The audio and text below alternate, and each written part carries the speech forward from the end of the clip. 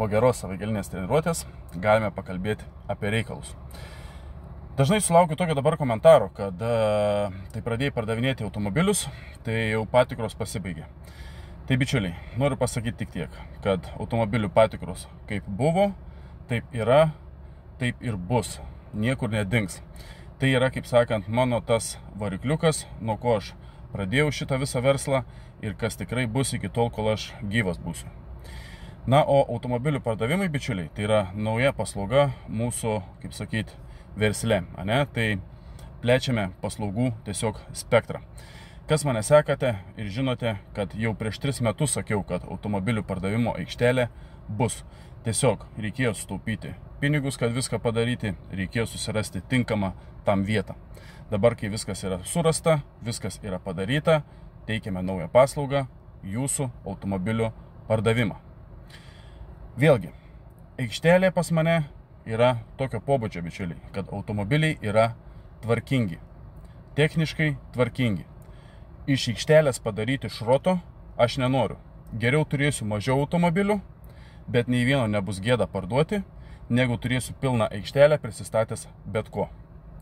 Tai va, bičiuliai, tokie dalykai. Taip pat ateityje esu sakęs, kad planas yra atidaryti automobilių servisą.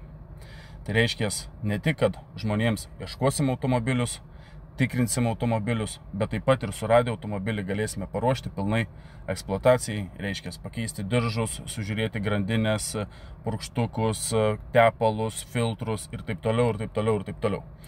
Kaip sakant, noriu padaryti tokį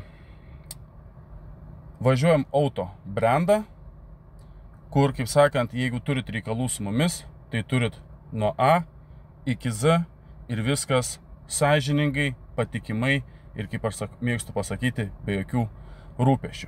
Turbūt žmonės susimaišote, kai įmetu vieną kitą parduodamą automobilį nuo važiuojam autobrokerio puslapio ant tiesiog važiuojam auto. Tai yra pasidalinu. Tai manau, kad reiks nustoti taip daryti, kad tiesiog jums nesimaišytų paslaugos. Todėl visus labai kviečiu pasekti važiuojam autobrokeris tiek Facebook'e, tiek Instagram'e, kaip kam patogiau, kad, kaip sakant, nepraleistumėt mūsų įkeliamų tvarkingų automobilių pardavimui. Kiekvienas automobilis, kurį atvaro mums į aikštelę parduoti, yra patikrintas. Jeigu jisai yra tinkamas pardavimui pagal mūsų kriterijus, tą automobilį mes apsiemam parduoti. Taip kad ne visus automobilius persidalinu nuo važiuojam autobrokerio puslapio į važiuojam auto, būna užmirštų ar tiesiog laiko neturiu, bet ten yra visą laiką viskas sukelta. Todėl jeigu paskrolintumėt puslapiuką, matytumėt visus parduodamus automobilius. Tai reiškia, aprašymuose parašyta konkrečiai ir aiškiai.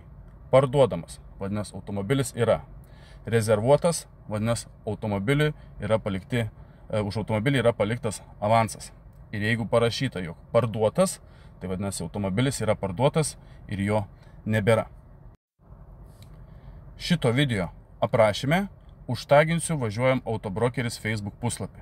Viskas, ką reikia padaryti jums, paspausti ant važiuojam autobrokeris mėlyno užrašo ir jūs išmes iš karto į kitą Facebook puslapį, kur vyksta pardavimai. Tai reiškia, pamatysite visus automobilius, ką turime šiuo metu aikštelėje, bei ten galite kreiptis dėl savo automobilio pardavimo per mus. Jums tai nieko nekainuoja, mes susidedam kelius šimtus eurų, nes vis tiek aš gaištu laiką, tikrinu automobilį, bendrauju su klientais, aprodau tą automobilį, supasakoju informaciją, darau video medžiagą. Video sukelti į visas platformas, patikėkit, užima laiko. Taip kad natūralu, nei vienas, kaip sakant, nedirbame iš idėjos. Bet automobilių patikros ir paieškos, dar kartą pasikartosiu, buvo, yra ir bus. Taip kad jeigu turite išsirinkę automobilį, kurį norėtumėt pirkti, turit kažkokių dvejonių dėl jo, atsiunčiat mums į važiuojam auto, ne važiuojam autobrokeris, o važiuojam auto Facebook puslapį arba Instagramo puslapį, skelbimo nuorodą, pasižiūrim, kur tas automobilis yra, nustatau jums automobilio patikros kainą, jeigu viskas tinka, padarot pavedimą, užsakot paslaugą, nuvažiuojam sutartą dieną ir tą automobilį jums patikrinam. Jeigu nenorit, kaip sakant, atsiųsti automobilio, neturit tam laiko, bet ieškot automobilio, tai automobilį kaip visada galime surasti už jūs, jums neišeinant iš namų. Tai reiškia, tuomet atsiunčiate savo biudžetą, kokį turit, atsiunčiat ieškamą automobilį, viską apsitariam, jeigu apsiėmam ieškoti automobilio, užsakot paslaugą, surandam jums automobilį ir tik tada išeinat iš namų, nuvažiuojat tiesiai į vietą, kur automobilis buvo surastas, tą automobilį nusiperkat ir sėkmingai savo eksploatuojate. Taip pat daug kas pyksta. Dabar pyksta jau, kad atsidarėm tvarkingų automobilių aikštelę. Taip pat pyksta, kad darom automobilių patikras ir paiešką žmonėm. Tai spėkit, kas tie žmonės. Nesąžiningi perekupai, įvairūs paviduoliai, kuriem tiesiog trukdom apgaudinėti žmonės, trukdom daryti jų bizniuką. Tai natūralu, bičiuliai. Tikiuosi, kad esat protingi, tokius žmonės atskiriat ir mažiau, kaip sakant, skaitot įvairių debilų, įsireikšiu taip, komentarus ir tiesiog matote, kaip dirbam, kaip ką darom ir kaip stengiamės dėl jūsų. Ačiū visiems, bičiuliai, už dėmesį. Ačiū tiems, kas pasidalinsite šito video, kas paspausite laiką, paliksite galbūt kažkokį tai komentarą.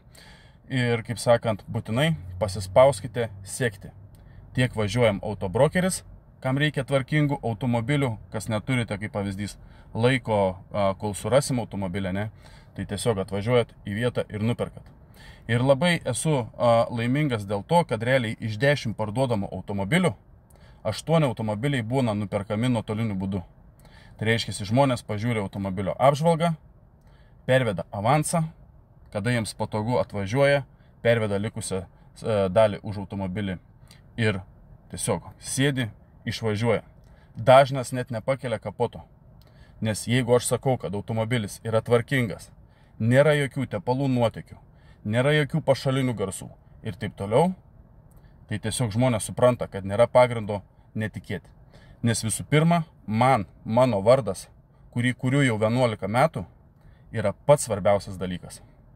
Ir nesvarbu, kas ten kur komentarų yra visokiausių prirašę ir taip toliau. Tai yra, kaip sakiau, paviduoliai, perekupai ir kiti debilai, kuriem tiesiog dega šikna, kad yra tokios paslaugos ir kad žmonės mumis pasitikė. Ačiū visiems dar kartelį ir susimatysime jau rytoj. Iki ir gražaus jums likusio savaitgalio.